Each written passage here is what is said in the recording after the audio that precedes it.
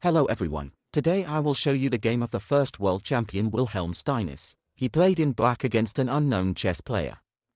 The game began with the move e4, e5 and d3 played by white. In principle, this is how it is played, but this is not the most effective second move of white after e4 and 5, because we ourselves close the bishop, but the pawn protects the center.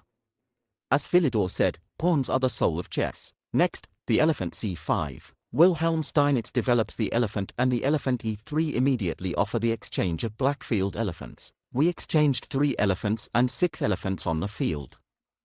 Somewhere the world champion can play d5, somewhere the queen can go for a walk through the diagonal again d8.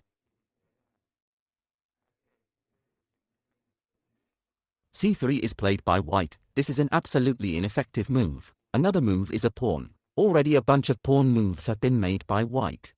Of course they want to play for 4, but they take away the field from the knight. They do not develop figures and for this they should be punished. But so far, the position is basically normal, but black is already better. A horse at 6 develops another figure of his lightweight world champion.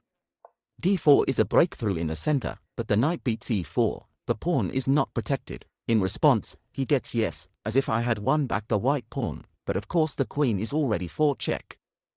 Here it was worth closing with a pawn to take a knight. Do not take it and give the quality of this pawn for a knight, but play a knight in 3, attack the queen. The queen will be lost on the capture, so the queen retreats, but retains the pawn bundle. The rook retreats from under the knight's fight. The check was closed, taken, and as a result, the king is in the center. Black has 2 extra pawns, but white does not have such big problems as after entering the game the king barely. Here in general beta, friends, check. The king goes to the field d3 and gets another check with a knight from the field c5. The king goes on to walk on the field c4, the knight goes to the field a6, protecting his knight on the field c5 and here the queen barely. It would seem quite a logical move. The king is weak, it is necessary to change the queen and maybe then it will be easier to defend, but it turns out that checkmate is inevitable in this position. Forced checkmate already appears here. And which one? Move d6. Such is the quietest move, that is, your queen was attacked, he is defenseless, they offered a change, and you just took a pawn and played 6. This is generally well, it seems to be utter nonsense and of course the queen is taken away on the field in 2, and there is no protection from the mat. Now he is threatening to checkmate with a bishop from the field e6 or a pawn from the field b5. The king has nowhere to go. Look, a knight, a pawn, a knight, a pawn controls here and a knight protects here. That is, the king is now in the box and the last field is selected by his own pawn, but there is no way to get out of the box. It is also impossible to break the box in any way.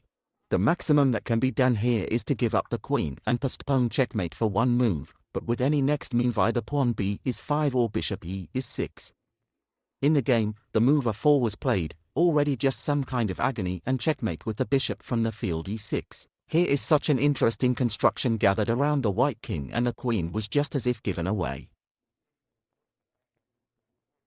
Many thanks to you friends for watching. Write comments, put likes, subscribe to the channel. Videos are released daily. You can go to watch the previous no less interesting analyses, traps and a bunch of other things. I wish you happiness, health and of course a peaceful sky over your head. Bye bye.